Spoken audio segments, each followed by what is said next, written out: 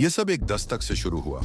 Kevin मैकमोलन, जो एक bank manager थे, अपने घर में अपनी वाइफ कैरन के साथ आराम कर रहे थे। जब उन्होंने डोर खोला तो बाहर दो आदमी पुलिस यूनिफॉर्म्स में खड़े थे।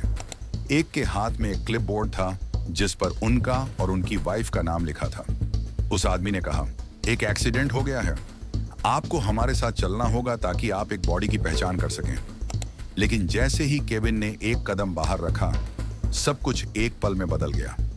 एक आदमी ने तुरंत अपनी बंदूक निकाली और उसके सिर के पीछे जोर से दबा दी। अंदर कैरन के पास चीखने का भी वक्त नहीं था। दूसरा आदमी सीधे उसके पास पहुंचा, उसकी गर्दन को एक हाथ से जकड़ लिया और उसे जोर से नीचे घसीट लिया।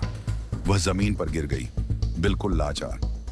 उसी समय बेलफास्ट से 20 मील दूर क्रिस वार्ड अपने परिवार के साथ फुटबॉल देख रहा था, उसकी माँ, पिता, भाई और गर्लफ्रेंड के साथ। तभी दरवाजे पर दस्तक हुई और एक आदमी ने कहा कि वो सेल्टिक फुटबॉल क्लब से है, जो क्रिस की सबसे पसंदीदा टीम थी। क्रिस को लगा कि वो शायद टिकट्स या किसी मैच के बारे में बात करने आया है, लेकिन जैसे ही उसने दरवाजा खोला, दो और आदमी घर के अंदर घुस आए। उनके हाथों में बंदूकें थीं। आदमियों ने क्रिस से कहा, ये फुटबॉल के बारे में नहीं है, ये तुम्हारी नॉर्दर्न बैंक वाली नौकरी के बारे में है। क्रिस और केविन अब दोनों एक अच्छे से सोची समझी योजना का हिस्सा बने हुए थे। दोनों को बंधक बना लिया गया था और उनकी फैमिलीज को उन्हें कंट्रोल करने के लिए इस्तेमाल किया जा रहा था।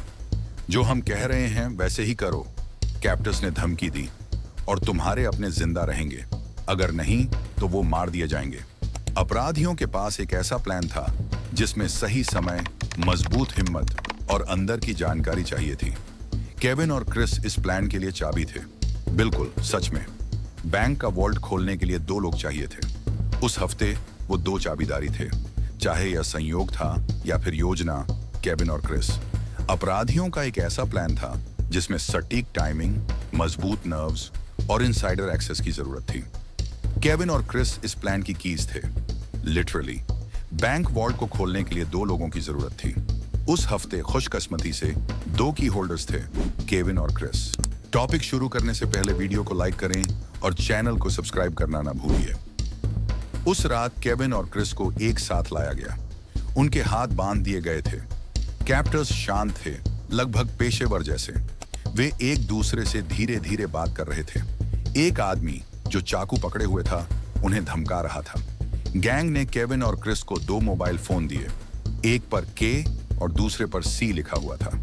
इन फोन में केवल एक ही नंबर प्रोग्राम किया गया था। ये फोन पूरी लूट को कंट्रोल करेंगे। इंस्ट्रक्शंस धीरे धीरे दिए गए। लुटेरों ने प्लान को टुकड़ों में समझाया, बार बार चेतावनी देते हुए, अगर तुमने गलती की तो तुम्हारी फैमिलीज को इसकी कीमत चुकानी पड़ेगी। पहला कदम आसान था। केविन और क्रिस अगले दिन काम पर जाएंगे और बिल्कुल सामान्य तरीके से काम करेंगे। कोई शक नहीं, कोई अजीब हरकत नहीं। क्रिस ने उस रात बियर की एक कैन भी मांगी। हैरानी की बात थी कि गैंग ने उसे दे दी। शायद यह उसकी हिम्मत बढ़ाने के लिए था। शायद वह यह दिखाना चाहता था कि वह कोऑपरेट कर रहा है। करीब रात के 2 बजे रॉबर्ट्स ने उन्हें सोने दिया।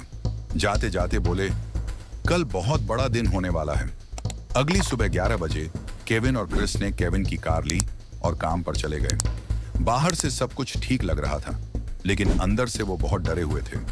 क्रिस की शिफ्ट सुबह 11:30 पर शुरू हुई। केविन ने आधे घंटे बाद काम शुरू किया। दोनों ने ऐसा दिखाया जैसे सब कुछ ठीक है। बैंक में किसी को भी कोई शक नहीं हुआ।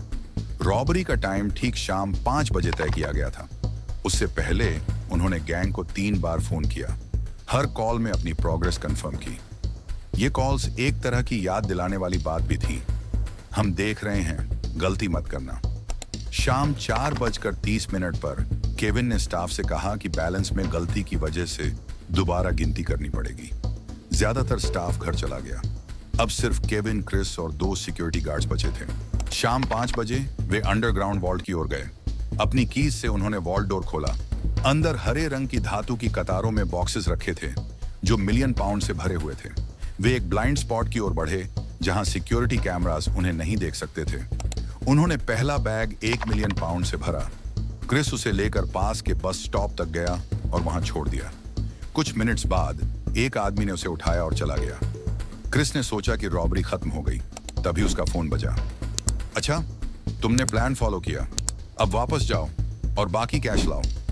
गैंग ने पहले ही उन्हें बता दिया था कि ग्रीन बॉक्सेस पर लगे मेटल सिक्योरिटी सील्स को व्हाइट सील से बदल दो। क्यों? क्योंकि बैंक के सिस्टम में व्हाइट सील्स का मतलब था कि बॉक्सेस में सिर्फ वेस्ट पेपर है। केविन और क्रिस ने कैश से भरे हुए सील किए गए बक्से लोड करना शुरू किया। हर बक्से में लगभग 1 मिलियन पाउंड रखा जा सकता था। उन्होंने इन्हें ट्रॉलीज पर रखा, कुल 24 बक्से। लेकिन वे उन्हें बाहर कैसे ले जाएंगे? केवल एक खास डिलीवरी कंपनी जिसका नाम सिक्योरिकर था को बैंक के पीछे की एली में आने की इजाजत थी। केविन से कहा गया, तुम बॉस हो, कोई रास्ता निकालो। केविन कंट्रोल रूम में गया और सिक्योरिटी गार्ड बिली को बताया कि वेस्ट लेने के लिए एक वैन आएगी। बिली ने रियर गेट खोल दिया। एक व्हाइट वैन एली में आई।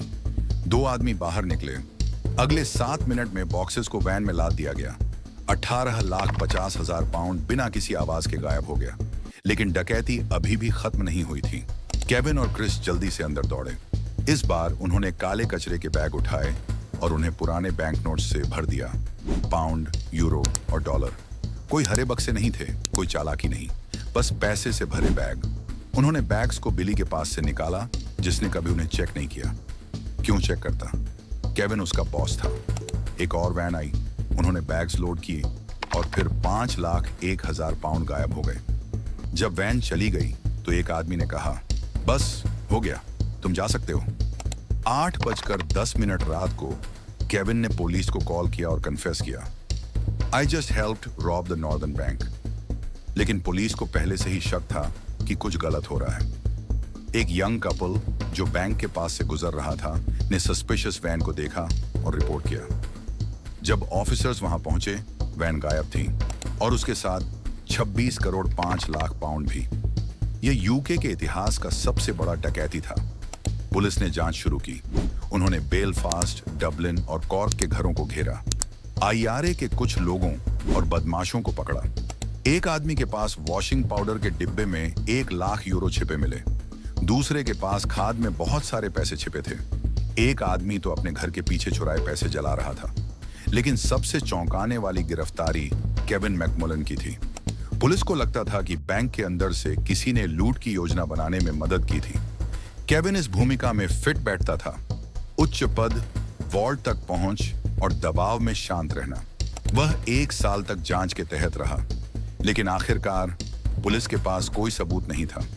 न कोई फोन रिकॉर्ड्स, न पैसे का कोई पता, कुछ भी नहीं। उसे रिहा कर दिया गया। फिर पुलिस ने क्रिस वॉर्ड पर ध्यान दिया। वह मैनेजमेंट का हिस्सा नहीं था, लेकिन उसने उस हफ्ते खुद को और केविन को की होल्डर्स के रूप में शेड्यूल किया था। क्या यह कोइंसिडेंस था? पुलिस को ऐसा ही लगा।